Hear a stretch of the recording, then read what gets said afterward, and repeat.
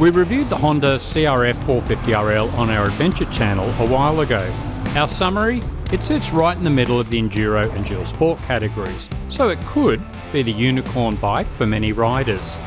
For example, if you were looking at the CRF400, this Honda is more powerful, lighter, and has much better suspension. Or, if you're looking at road legal 450 Enduro bikes, but want better road manners, softer suspension, lower seat height and a cheaper price, the CRF450RL could be perfect. Viewers were interested in the capabilities of this Honda for dirt riding. So let's check out the CRF450RL from more of an Enduro perspective. A quick history: unlike the other Honda L models, this 450 is definitely developed from their motocross and cross-country racing models, the CRF450R and CRF450RX respectively. The CRF450X began in 2005 as a cheap, reliable off-road bike with an electric start, wide ratio gearbox, softer suspension and an 18-inch rear wheel. We rode a Chinese copy a few years ago and it was a pleasant surprise. Our summary? It felt like a DRZ 400 on steroids.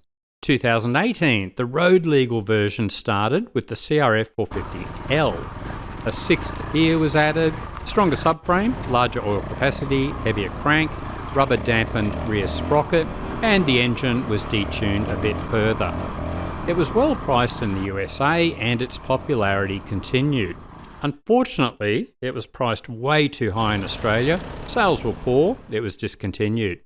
2020, the name was changed to the CRF450RL, a set of handguards was fitted along with upgraded ECU and fuel injection settings.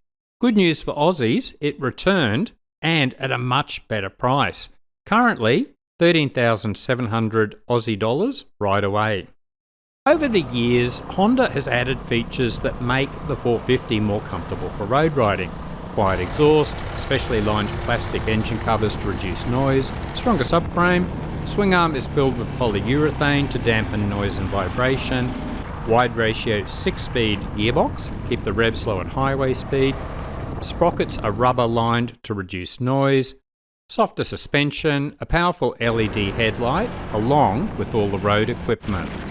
In the process, the RL became a heavier bike. From a road riding angle, the weight is actually a good thing. It feels more planted in cornering or side winds. Our test bikes were standard, so did the weight make a difference? It was barely noticeable on open trails, but we could feel the difference on tighter single tracks. The CRF450RL is still very capable, but simply doesn't feel quite as nimble. A lot of owners reduce the weight by around 6 kilograms or 13 pounds by removing the charcoal can, emissions gear and adding an aftermarket exhaust. This would bring the overall weight of the Honda closer to road legal Enduro 450s. So what is the overall performance like for off-road riding? We liked it a lot. Remember, we had a lot of guys riding it over a 3-week period. A consistent theme was surprise at what a pleasure it is to ride. The expectations were it would be like Honda's other soft L models, but the competition background of the RL is evident. Engine is strong in the low and mid-range revs. It lacks the crazy maximum power figures of big bore enduro bikes, but we think that will actually suit everyday muppets like us. Ditto for the Showa suspension. If you reduce the compression settings, it has that plush feel that is often missing on enduro bikes. At standard settings, it's quite firm, although you will hit its limits if riding very aggressively. We rode this Honda back-to-back with a Suzuki DRZ 400, and it's a night and day difference. Seat height at 940 mils or 37 inches, it's lower than the KTM 500 EXCF, and the same as a Beta 500 RS or DRZ. Ergonomics, great for all our riders. A common problem with dual sport bikes is they are designed more for sitting on the seat instead of standing on the foot pegs. The competition background of the RL stands out here.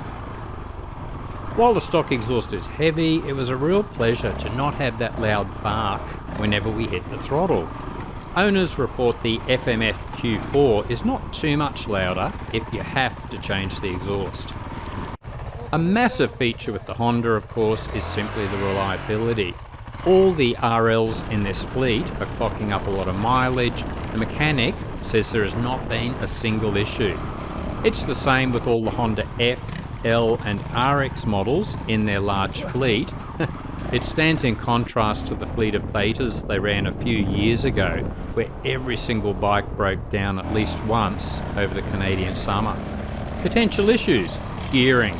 First gear did feel too tall for tighter tracks, but the wide ratio gearbox means it's just burbling at low revs on the highway. It would be easy to gear it lower overall for dirt riding and still have a reasonable sixth gear for the road. Fuel-injected enduro bikes often have a snappy throttle response. Some riders like it, we hate it. The CRF450RL has a strong on-off jerkiness with the throttle at low revs. It reminded me of my old Husaberg FE570, and a G2 throttle tamer was a cheap solution that transformed the throttle response.